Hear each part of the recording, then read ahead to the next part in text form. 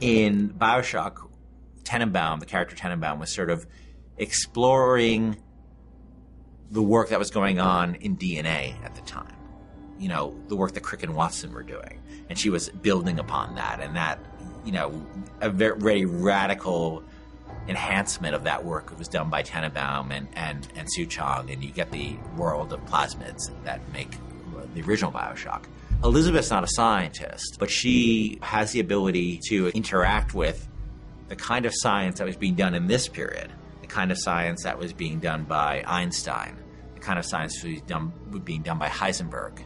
All this sort of the world of physics that's being explored, you know, around the turn of the century, and how the science, in the same way Crick and Watson were opening our eyes up to what was inside our body, these scientists, Einstein and Heisenberg and Max Planck, were opening our eyes to what existed around the universe.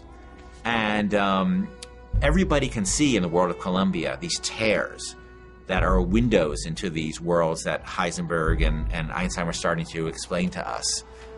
Elizabeth can actually reach into those worlds and manipulate them. And that's what her power, that's what you're seeing her do in the world.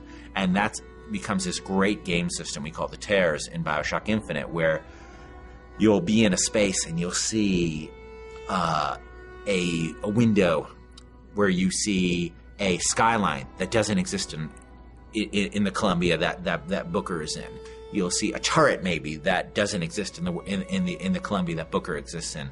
You'll see a bunch of founders who might come in and help you fight the Vox Populi guys you're fighting, who doesn't exist in the world version of Columbia that Booker's in.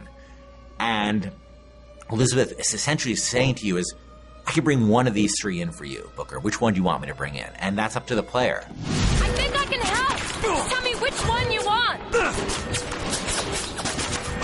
That one! Now!